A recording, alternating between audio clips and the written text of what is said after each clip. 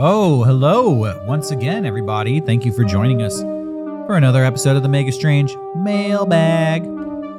I like to call it the hotline. Yeah. Some people call it the mailbox. Only some people, though. Those people are stupid. I want to say congratulations to us because our views are going up, which means we have a lot of new subscribers. Oh, hello. And to you, I say welcome and thanks for joining us. Once again, we're so happy to be here today. We have a special episode because we actually have some physical mail. Oh. Which Johnny was going to surprise me with, but I saw the package sitting by his feet, so I already knew it was here, but I don't know what's inside, so it's still going to be a surprise. Oh, yeah, you're going to be hyped. You screened it, but I literally have no idea what it is. I vaguely screened it, so I know about half of what's in there, so I'll be surprised as well. Okay, cool. Live reaction coming soon. We also have a couple of calls today, one short and one long. Yes. To comment on some things we've talked about in the past. A few months ago, we did an episode about the Boogeyman. Yeah, the Boogeyman, Bloody Mary. I'm trying to remember what it was. I think it was like childhood urban legends or things that go bump in the night. Things that scare children. And one of the topics we covered was you briefly mentioned the 7 O'Clock Man. Yeah, I think I looked at our viewership and picked the top 5 places. And then I went through each of their boogeymen. Nice. That was a good call. Yeah, and that was Canada, I think, if I recall. So, we had a caller call us and tell us about the Midnight Man. Yeah. And apparently there's a ghost for every hour of the day. So we have a caller from Canada who wanted to share a personal experience about the 7 O'Clock Man. And I think we should get into it. This is the Canadian Boogeyman.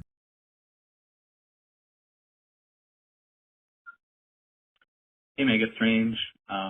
I recently watched your Boogeyman episode, and I wanted to share a story about the 7 O'Clock Man, which is like the French-Canadian Boogeyman that you mentioned in the show. French-Canadian. I just wanted to share my story about that. So the context about that is parents would tell their kids to be home before 7, or else the 7 O'Clock Man would come in and take them away. 7 o'clock being like where it's usually dark here, especially in the winter where days are like really short. But the thing that made it like really scary for me and everyone I knew was that they would treat him as like a real malicious person who would they wouldn't even say kidnap you. They would just take you away wherever, whatever that meant. And that's how the story always went. Like they would just, if you're not home by 7, he would take you away. And for a kid's brain, it was like really scary how they all acted like there was nothing that could be done about it. Like you would just be gone and they wouldn't, there's nothing they could have done as the parents. So anyway, that's the 7 O'Clock Man story. Love the show. Thanks. Bye-bye. That was great. Okay. Movie idea. Oh. Takes place in French Canada. Yeah, I don't know how to say that either. In the 80s. Uh-huh. And all the parents are telling the kids about the 7 O'Clock Man. If you're not home by 7, the 7 O'Clock Man will get you. And one kid thinks it's bullshit. So he runs away from home just so he could stay out at night and prove that the 7 O'Clock Man isn't real. And he goes and he hangs out in the woods and he hangs out on the bridge. His friends have a fort and stuff. He's going to spend the night there. And as he's hanging out there at night, he sees a shadowy figure coming for him. And that night he finds out the 7 O'Clock Man is real. I really like the 7 O'Clock Man because the name is so strange. The 7 O'Clock Man. It probably sounds better in French. Yeah, my brain goes crazy. What do you imagine when someone says the 7 O'Clock Man? I imagine a guy in a suit. Me too. I imagine a suit too. That's crazy. Honestly, I imagine kind of the Faustian devil. Where it's like a really well-dressed guy, but he's obviously demonic. Maybe he has black skin. Maybe he has That sounds racist. Yeah, I was about to say. I mean, like, like night. Yeah. Like midnight. Yeah. Not like the. He's Like- not of African descent. He's like,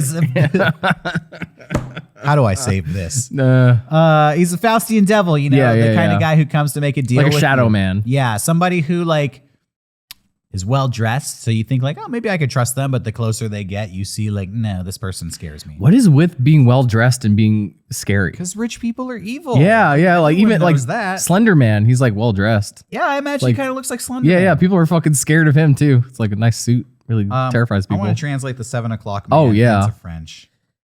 I don't know any French. I don't know why I was about to act like I did know French. I was about to pull some. Bonhomme Septeur. Okay, that sounds pretty scary. Bonhomme Septeur. The 7 o'clock man. So this You fucking like Get spiked that your outta phone. here. I don't need. I've Fuck concluded that. with my Google search. I wish I could do that. So the caller says that it was so scary because everybody perpetuated this urban legend. Yeah. This myth that all the parents seemed to agree the 7 o'clock man was real and they didn't care. Yeah, that's really scary. It was just something you had to Yeah. accept. I feel like two things. This made me think of two things. One, parents really are afraid that their kid is going to get abducted by like a serial killer or a child predator. Yeah. That is legitimately the parents' fear if you're out after dark.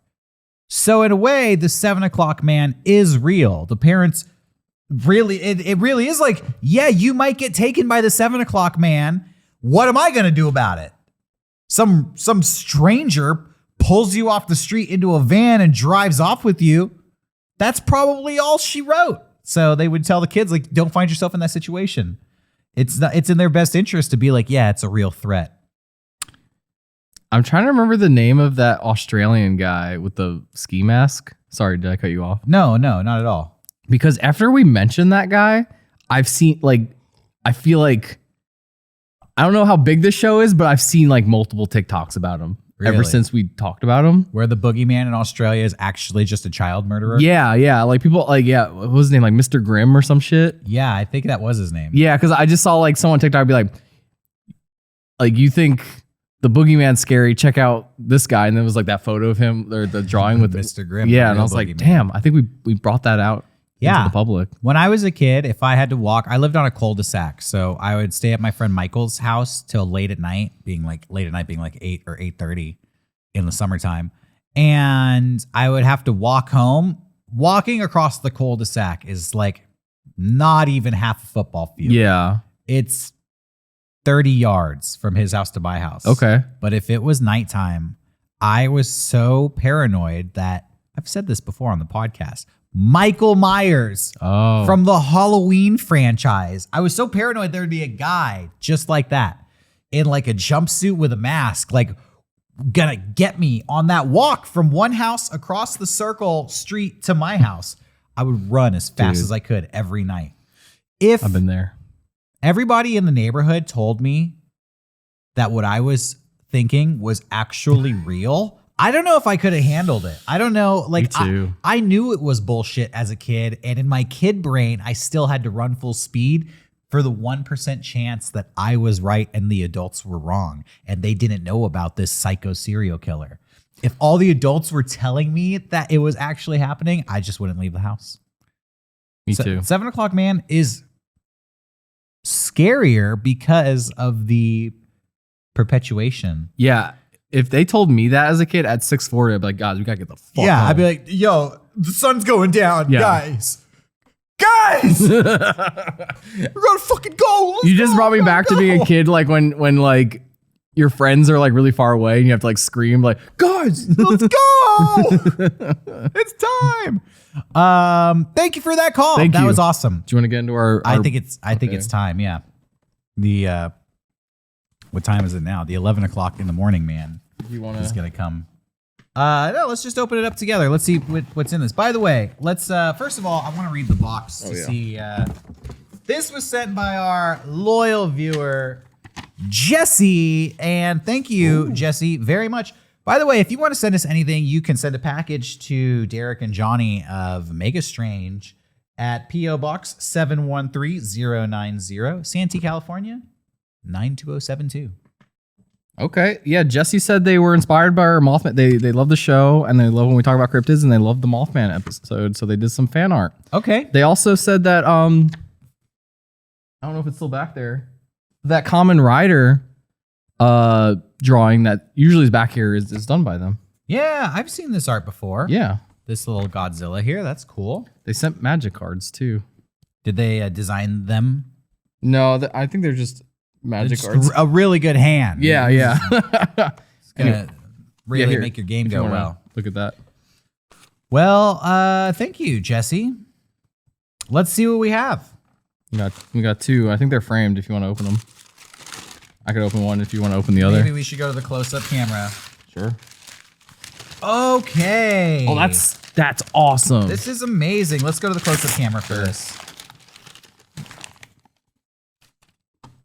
Sorry, the frame is coming apart slightly. I'll repair it. All right, we have Mothman. Look at that. It's like I'll move the microphone shadow. It's like a southwestern Mothman. Mothman is typically found in Virginia, but this one looks like a desert Mothman. Dude. That's awesome. And then they drew. You see the feet, show feet. You see the antennas there. Cool. And then they drew fucking Ultraman. Whoa! That's sick, dude. Oh, and look! They're squaring off with dude, each other. I can't even get in the fucking frame together. They're battling each other. Let's go to the main camera. Is it like that? Yeah, they're facing each other. Dude, that's fucking awesome. Thank you, Jesse. Thank you so much. We're going to put this on set real. so people can appreciate this. In fact, I'm going to place them right now. Yeah, Let's here do you go. it. There's like a thing on the back. And we got their Godzilla art. Go and check that out. Oh, wait, they had an @ Yeah, check Jesse at 50_lizards. I don't think I'm going to be able to do this. We might have to do it afterwards. I'll just place them here for now. That's pretty good. Yeah, I'll make them look really nice. This is rad. Thank you, Jesse. I'll check out these magic cards later. Thank you, Jesse. That was so cool. I love that. Yeah, me too. Feel free to send more stuff in. Woo! I feel good. That fired me up. Me too. All right, we have one more call Okay. for our mailbag today, and let's go into it blind. You're getting close to the truth. Maybe too close. Derek, Johnny, stay safe. You're getting close to the truth. Maybe too close. Derek, Johnny, stay safe. Well, are we Is just it, playing it on repeat? is it looping? Oh shit. Maybe too close. The fact that it was looping made it extra creepy. Yeah. So I think we officially have our version of the cigarette smoking man from X-Files. Clearly, somebody who watches this show is an insider, and they know some things, and they're encouraging us, but they're also warning us. What are we getting close to? Like, I know we got We're getting some- close to the truth, Oh. Johnny. We're rattling the cage, and the birds are flapping their wings. They're getting riled up. The rats in the cage are scurrying around too. Everybody in the cage is getting frazzled, and when a caged animal gets frazzled, they might bite, and that's what we got to be wary of, because what are these animals protecting?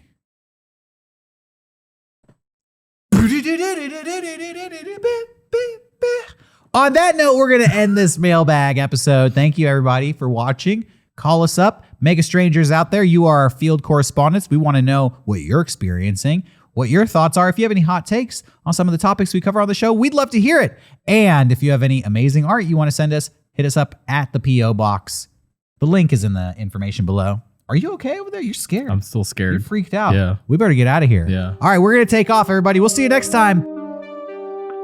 You're getting close to the truth. Maybe too close.